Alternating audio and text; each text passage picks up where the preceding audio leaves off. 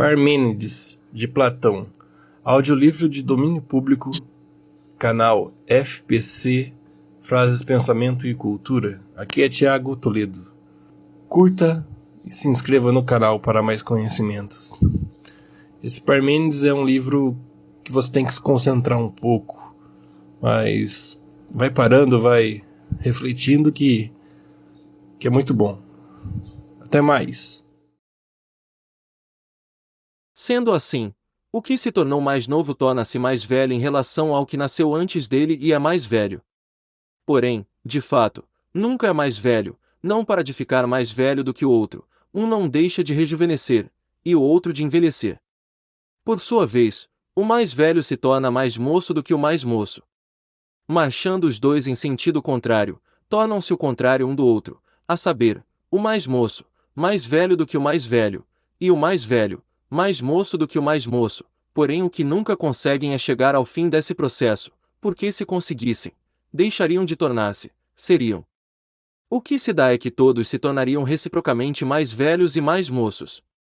O uno se torna mais moço do que os outros, por se nos ter revelado mais velho e haver nascido primeiro, e os outros, mais velhos do que o uno, por haverem nascidos mais tarde. O mesmo raciocínio vale para os outros em relação ao uno, por se nos terem revelado mais velhos e nascidos primeiro. É assim também que eu penso.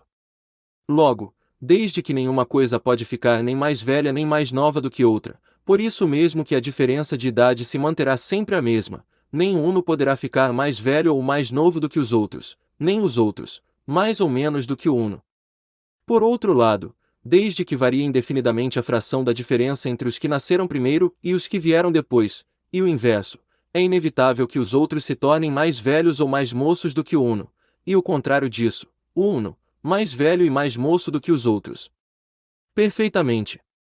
Disso tudo se conclui que o uno é e se torna mais moço e mais velho do que ele mesmo e do que os outros, e não é nem se torna mais novo nem mais velho do que ele mesmo nem do que os outros. Exatíssimo. Mas, pelo de participar o uno do tempo e poder ficar mais velho ou mais moço, não será forçoso, também, participar do passado, do presente e do futuro, visto participar do tempo. De toda a necessidade. Então, o uno era, é e será, como tornou-se, torna-se e se tornará. Como não? Sendo assim, deve haver algo dele em relação com ele, houve, aí haverá. Sem dúvida. Então, terá de haver conhecimento, opinião e sensação do uno, visto jogarmos neste momento com tudo isso na sua apreciação. Falas com muito acerto. Logo, terá nome e explicação, como de fato está sendo nomeado e expresso, valendo para o uno tudo mais que nestas conexões se aplica a outras coisas. Absolutamente certo. 21. Consideremos o assunto sob novo aspecto, o terceiro.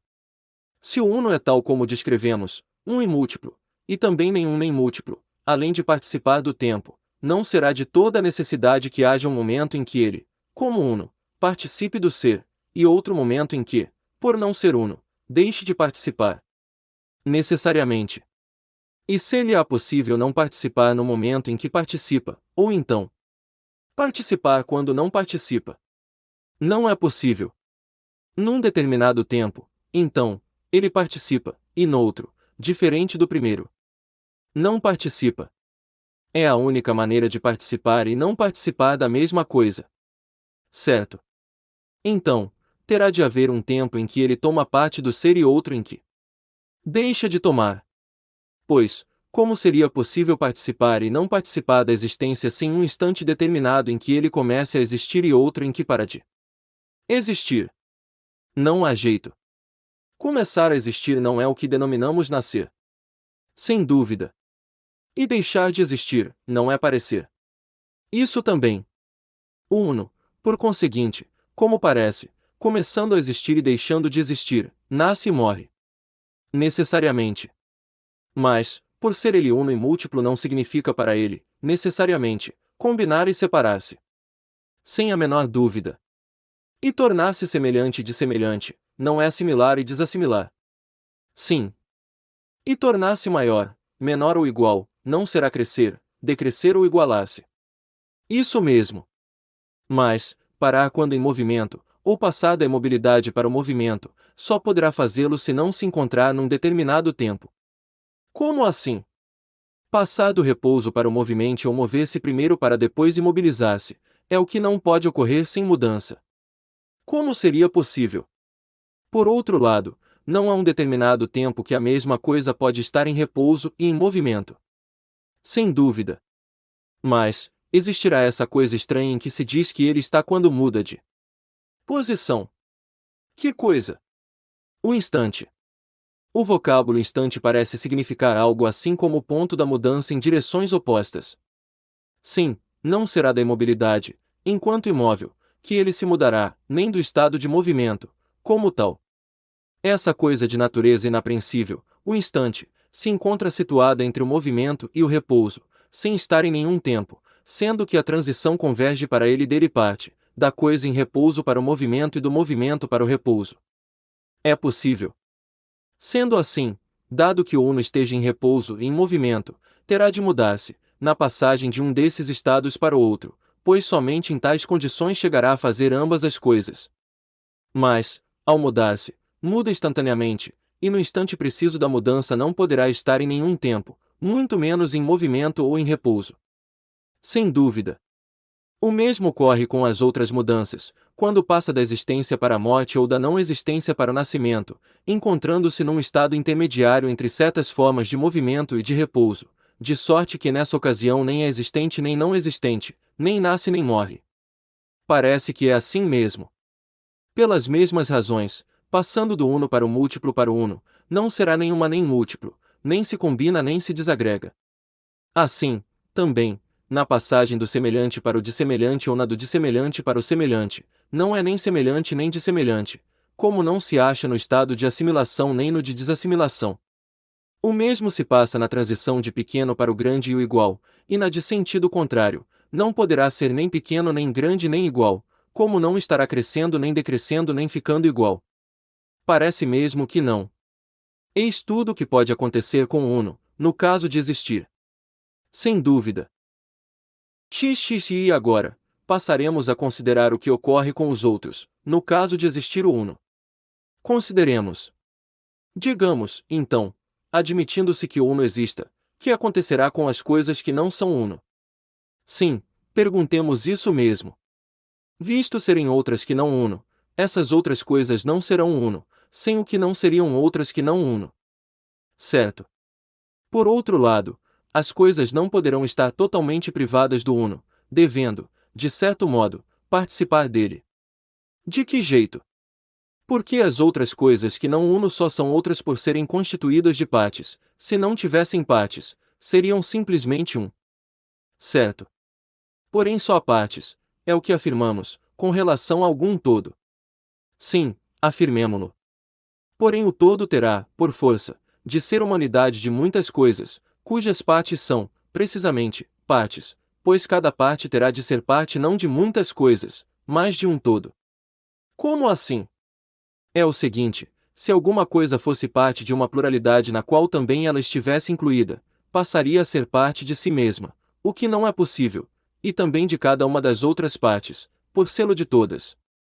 Porque, se não fosse parte de uma, sê-lo-ia de todas, com exceção dessa uma, e assim não seria parte de cada uma das partes, e não sendo parte de nenhuma, não o seria de nenhuma das dessas pluralidade.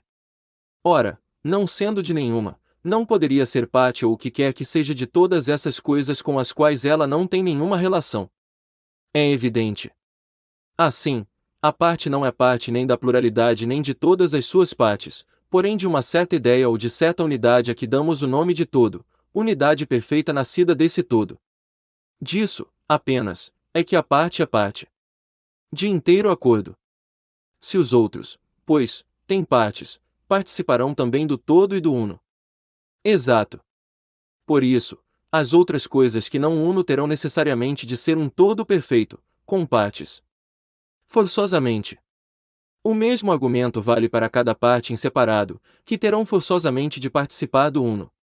Se cada uma delas é parte, a expressão cada uma implica unidade, distinta do resto e existente por si mesma, visto ser parte. Certo. Mas é óbvio que para participar do uno terá de ser diferente, sem o que não participaria dele, seria o próprio uno. Porém, tirante a própria unidade, nada mais pode ser unidade. Nunca. Assim, o todo e as partes terão necessariamente de participar do uno, aquele seria o todo do qual as partes seriam partes, e cada uma destas, por sua vez, uma parte do todo, parte una individual desse todo. Certo. Porém, as coisas que participam do uno não terão de ser diferentes do uno de que elas participam. Como não? Mas as coisas diferentes do uno não terão de ser múltiplas, pois se não fossem um nem mais de um, nada seriam. Nada, realmente. Por serem mais numerosas do que o uno, tanto as coisas participam de um parte como de um todo, não serão forçosamente de número infinito pelo próprio fato de participarem do uno. Como assim? Examinemos o problema do seguinte modo. Não é evidente que no instante preciso em que vão participar do uno, nem são ainda uno, nem dele participam. Claro. Logo, terão de ser múltiplas, por ainda não estar nelas o uno. Múltiplas, sem dúvida. E então? E se nos decidíssemos a eliminar mentalmente a menor porção possível de conceber-se, essa partícula assim retirada, visto não participar do uno não seria forçosamente multiplicidade, não unidade. Necessariamente.